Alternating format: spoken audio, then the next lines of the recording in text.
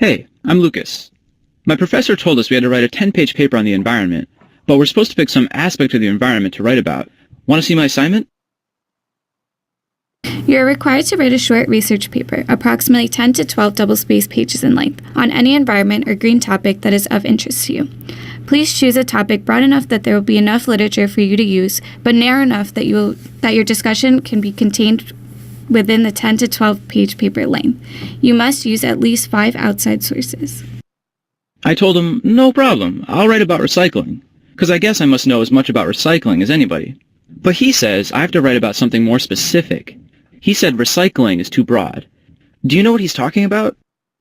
Why do you think the professor said recycling is too broad a topic? A. It is too popular and too much has been written about it.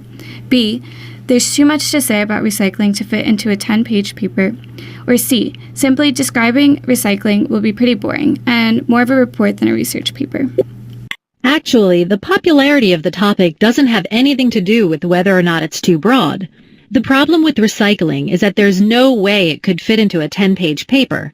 I mean, surely he's not going to write about every type of recycling throughout all time, all over the world. What's his focus? Secondly, recycling doesn't probe very deeply. If you turned this topic into a research question, it would be, what is recycling? Which is kind of broad and not very interesting. Wouldn't it be better if he wrote about some specific aspect of recycling? What Lucas needs to do is narrow his topic by applying some limiters. Limiters narrow the topic by making it more specific. Let's go to the board. When faced with a research assignment, some students go straight to Google or Wikipedia. Sometimes even I do that, and it can be pretty helpful in the early stages of research. But you need to understand that it's just the first stop, not the end of your research. One thing these early sources can help you do is learn more about the area you want to research, so you can pick your specific topic. For example, I looked up Lucas's topic, recycling, and learned it has an interesting history and that it's different from place to place. This gave me the idea that Lucas could use time and geography as his limiters. Let's click on these limiters to see what options we have to narrow the topic. What types of recycling were common worldwide before the 20th century? How did the recycling movement evolve globally during the 20th century? How is recycling different around the world? How is recycling different throughout North America?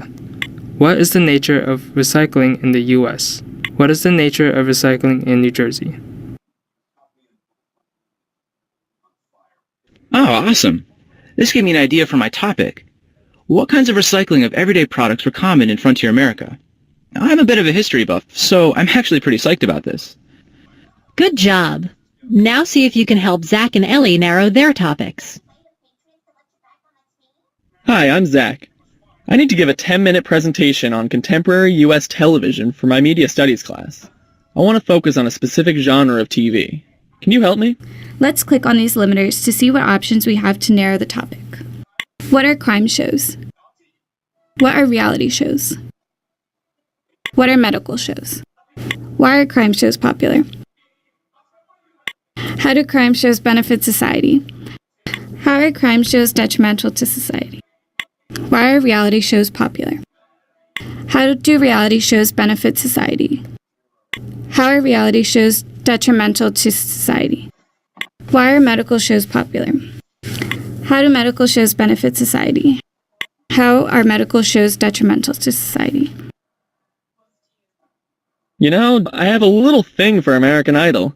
So if you don't mind, I think I want to research the benefits of reality shows. See how all this television is improving my mental capacities. Thanks for your help. Great. So in summary, make sure that your research topic is narrow enough to be focused and interesting, while not so narrow that you have trouble finding information. Use limiters like time period, geography, or population to narrow your focus.